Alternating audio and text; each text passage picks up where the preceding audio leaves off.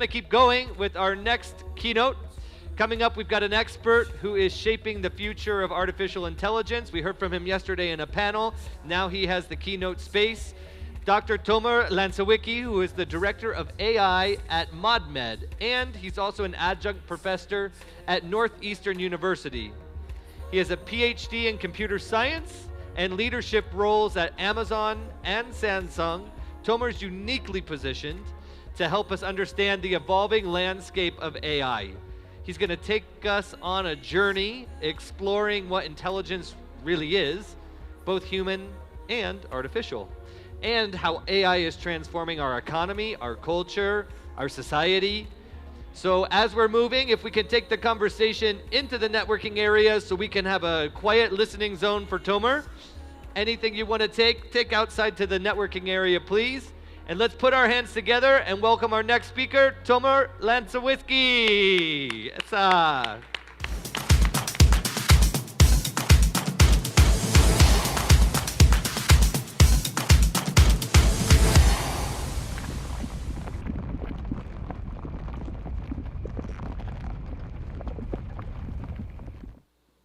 Good morning, everyone. So happy to be here. I guess most of the conversation, maybe in the last year, have you been in a conversation that was not about AI?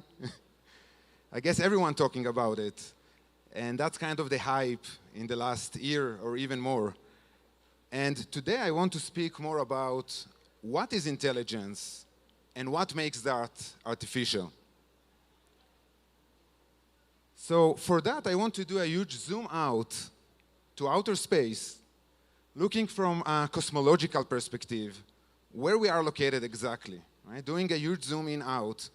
We are such a small dot in the universe. All our thoughts, dreams, the people we love, the whole human history, peacetime, wartime, the future of humanity, all happening on that small, pale blue dot. When we're coming back and doing a zoom in and seeing beautiful Guatemala from outer space, and keep doing zoom in into that conference, all these beautiful people, so many talented people next to a huge volcano trying to inspire each other, creating meaningful relationships. Amazing. I'm so enjoy from this conference. An amazing place. What is the purpose of all of that? Why are we here? Why do we gather together? Why do we wake up in the morning? Why do we go to our work? Why do we meet our family and friends? What is the purpose of life? What is the meaning of all of that? Depends who we ask. If we ask Richard Dawkins, the author of the best-selling book, The Selfish Gene, he will tell us that we are just survival machines. Robot vehicles blindly programmed to preserve the selfish molecules known as genes. The main idea of genes is that they build us as huge robots, basically jumping from one machine to another. As we human beings are mortal and can live only for a few decades, these genes are around for millions of years. Basically work together as a group, building these machines, jumping from one machine to the next for millions of years, basically make them immortal. They are unstoppable. Why these genes are selfish? Because they almost act as kind of a business person. In a way, each of them can contribute a different feature to that survival machine. One gene can give us a better skin, another one a better muscle, better eyes, better ears, and so on. So many different features, and they are not bounded to one particular survival machine. They can work together and build various survival machines in many different ways, and that's exactly what we see in nature. So many different types of animals on the land, in the sea, in the air, different lifespans, different sizes, different shapes. They are unbounded. They can do whatever they want and work with any other group of other genes to build all these machines. Now, it is interesting to see that we are actually, as human beings, sharing a lot of our genes with many other survival machines. 91% of our genes can be found within the chimpanzee. The same thing with the mouse, the cow, the cat, chicken, flies, and even bananas. 17% of our genes can be found within a banana. Isn't that amazing? In a way, this is kind of a self-cannibalism. When we eat banana, we basically eat ourselves, in a way. Why a gene would like to do that in the first place? Why a gene would like to allocate himself within so many different survival machines? And the answer for that is diversification.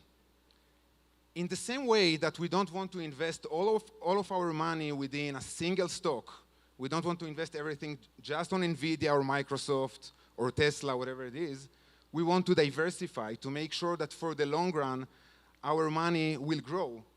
In the same way, a specific gene wants to allocate himself within as much survival machine as possible to make sure that he will be able to evolve and survive for the long run. Take that hypothetical example of a gene who was able to allocate himself within 4 different survival machines: a cockroach, a human being, a desert lizard, and a polar bear. No matter what will happen on this planet, it will be able to survive. In the case of a nuclear war, it will be able to survive within the body of a cockroach. In the case of global warming that everyone's so worried about, it doesn't really care. It's going to survive within the body of a desert lizard. In case of an ice age, it will survive within the body of a polar bear. And if that's the end of this planet, hopefully it will be able to escape using a highly sophisticated survival machine of type human being, hopefully find a different planet. Now, why I'm telling you all of that? Because that's really leading us to the main question today on what is intelligence. Apparently, there is a well-defined equation to measure intelligence. We can measure that. We can see what intelligence is. And I'm sure that now everyone understands what intelligence is, and we can basically conclude the talk. However, to put that in plain words, intelligence should be viewed as a physical process that tries to maximize future freedom of action and avoid constraints in its own future. Intelligence doesn't like to get trapped and keep options open. So if we need to summarize that, the wide definition of intelligence is a physical process who is evolving, trying to create for himself more options, more possibilities, more alternatives, so no matter what will happen in the future, it will be able to find a way to get out of it. It will never get into a terminal state, hopefully. He will always be able to evolve and make himself relevant. Now, as human beings, what we are mostly, I would say, know about and basically feel on a day-to-day is the human intelligence. This is just one subcategory of the wide concept of intelligence. And we can see a few examples. Garry Kasparov, the grandmaster chess player, is considered as a highly intelligent person because he can perceive within his head so many options, so many alternatives within the chess game, so no matter what the opponent will do, he will always able to maneuver the game, making sure that he finds new ways to win that game and win his opponent. The same thing for great generals, such as Napoleon, who was able to win the battlefield by having many options, making sure that he can actually win the battle. The same thing within the business world, such as Steve Jobs, who was able to reinvent his own company, making sure that it is relevant than ever, basically having more options, more paths for us to basically express ourselves. And we can also talk about sub category of intelligence, which is emotional intelligence. The ability of a person to adjust his behavior to different type of people, from small kids to elderly people, from different genders, different cultures, building meaningful relationships in order to achieve common goals. That's another sort of intelligence. Here is a physical process, intelligent process, that unfortunately came to an end. And the main concept here of that physical process is transfer people and consumer goods from one place to another, and hopefully not getting into that particular terminal state. This is unavoidable. And what is the reason for that? Because we didn't have enough options. We didn't have enough alternatives. Why is that? Because the underlying intelligence that drive that whole physical process is a set of human brains trying to work together. The problem is that we have too many tabs open along the day. We can, I would say, barely concentrate on the road. That's one thing. It is hard for us to communicate with each other just through traffic signals, etc. And our sensors are quite limited. That's where AI is coming in. Using technology in general, and this is not about machine learning, neural network, and so on, but taking the same physical process, intelligence process, add technology on top of that, so we are basically creating more options for that process to evolve, to survive, and keep being there for the long run.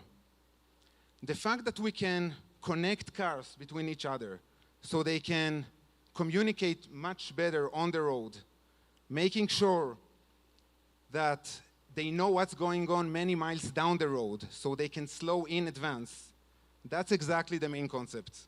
The fact that they have better sensors that can be better for different weather conditions basically allow us to have more options to make sure that this process keep evolving.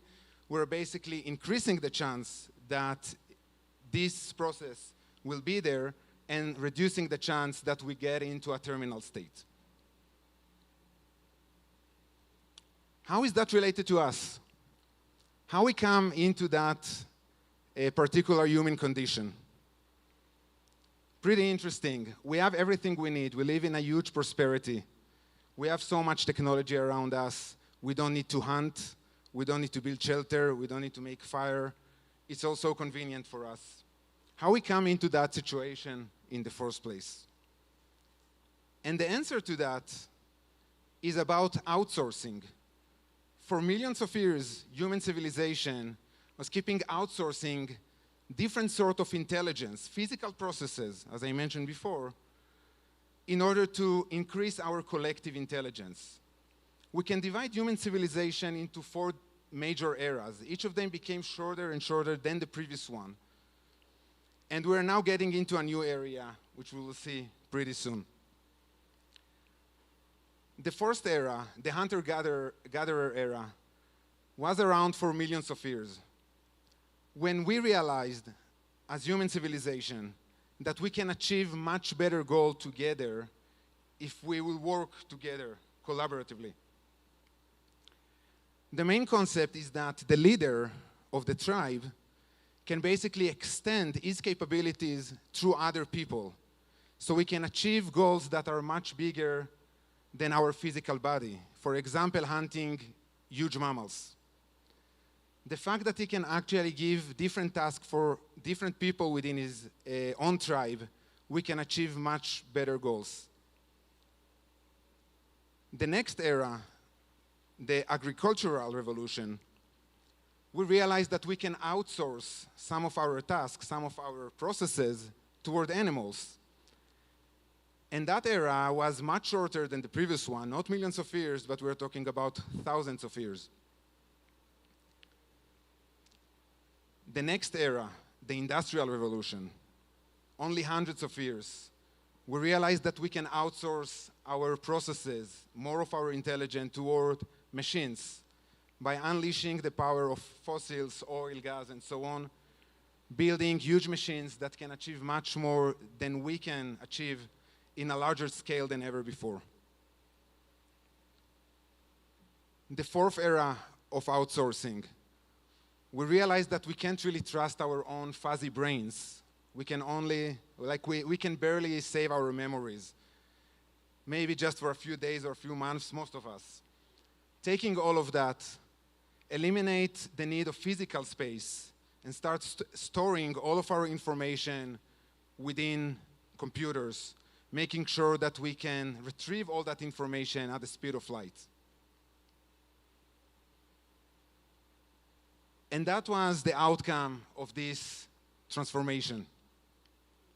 From a situation that all of us were, I would say, widely intelligent, basically sharing the same skills, we could all basically hunt a bit and build a shelter and making fire and so on, into a situation that we expanded our universal intelligence as human civilization.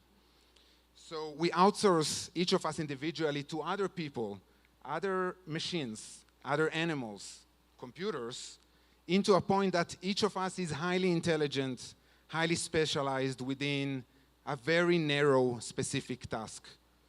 One person is an attorney, another one is a lawyer, a third one is a software engineer, and collectively we can achieve many things together. So from a very shallow way of intelligence, we as individuals became highly narrowly intelligent, but as a society we became highly intelligent. And here is an example. We're all using the computer mouse. Think about how many people are involved within that process. Millions of people with different skill sets. We need people who knows how to get oil from the ground and the seas. We need people who know how to take this oil and transform that into plastic. We need electrical engineers.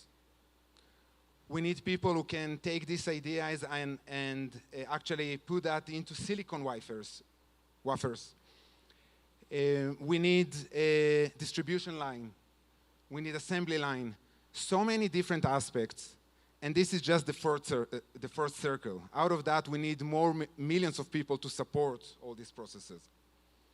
There is no single person on this planet who understands how this whole process works end to end. In order to achieve that, a person will need to have 200 PhD degrees in so many various disciplines in order to just understand that, but not even manufacturing it. How is that possible? How we come into that situation in the first place? When we are looking on these two gentlemen, how is that possible that one of them can barely sum 2 + 2 equals 4, while the other one, by a click of a button, can launch a ballistic missile from one side of this planet to the other side? How is that possible? If we're looking on the underlying technology that drives this process, we don't see too much of a difference. The common ancestor of the two has been existed only 250,000 generations ago, which is nothing in terms of evolution. It is true that the size of the human brain is bigger, and there may be a few wires here and there, but the underlying technology is exactly the same. We didn't have enough time to evolve. So what we can conclude of that is that small changes within the same technology can lead to tremendous results of what this technology can actually achieve. And we're now getting into a fifth era of human civilization, the augmented age, augmented era, when we're going to explore new ideas, expand our minds, much more than our, I would say, natural senses can actually achieve. AI, as I mentioned before, or how we call it today, this is just another way, another physical process through computational power to give us more options, more paths more possibilities for all of us through various disciplines. We can now create our own music, literature, art. We can express ourselves better. We can write our own code. There are people that became superpower people just from the fact that they can now leverage these physical processes to build multi-billion dollars companies using these sort of technologies. And we can also talk about basic science. And I want to show just one example today about the Nobel Prize of 2024. Last year, the Nobel Prize in physics and chemistry has been awarded to AI researchers for the first time. In physics, the Nobel Prize has been awarded for the grandfather of AI, who basically took ideas from physics that basically inspired the current modern algorithms we are using. Now this sort of technology is coming back a full circle to reinvent the field of physics. We have many breakthroughs within that domain. The other part, within chemistry, 2 researchers from Google DeepMind has awarded the Nobel Prize for developing a new AI system called AlphaFold 2 that basically predicts the structure of basically the 200 million proteins out there. 2 points to mention here. The first one, the system has been released only in 2020. And just to give you the perspective, within the Nobel Prize, it will mostly take a few decades from the date of publication to actually winning the Nobel Prize. In that case, it took only 4 years. And why is that? Because we saw an immediate impact on human civilization. The second part, the second point here. These researchers, when they build the AI system, they build it in a way to solve a very specific problem. And they were able to make it. However, we don't have any clear revelation on how this is done exactly. We know the AI system, we know how it works, but we don't have a well-defined equation. We don't have any eureka moment that explain how this is done exactly. Only AI can understand it. And that basically leads us to the next question of what is the future of scientific breakthroughs? Are we going to see more of an Einstein-type researchers who comes with a clear revelation, E equals mc squared, that other people can learn, understand, if they will spend enough time, and we can learn about the mysteries of the universe? Or are we going to see more researchers that their main focus will be, can we build an AI system that will solve intractable, very complicated problems on our behalf? We will not be able to understand it. They will solve it. It's going to affect us. It's going to have a huge progress on human civilization, but we will never understand how this is done exactly. So, as a last slide, I really like this advertisement from Fiverr. AI took my job to the next level. To summarize it, we'll keep expanding as human civilization. As I mentioned before, intelligence, that's a physical process. We are always outsourcing all of our tasks during human civilization. We don't have any other choice. We'll keep doing that. People that will not do it will stay behind. And the next decade or two will be tremendous, a huge impact on human civilization, on what we can achieve. I guess you hear that many times. AI took my job to the next level. It's not going to replace us. I believe that human civilization will keep evolving. We will always be relevant. We're just outsourcing our needs, our desires toward others. But people that will not adopt these AI technologies will stay behind and will be replaced by human beings that actually utilize these technologies. Thank you so much.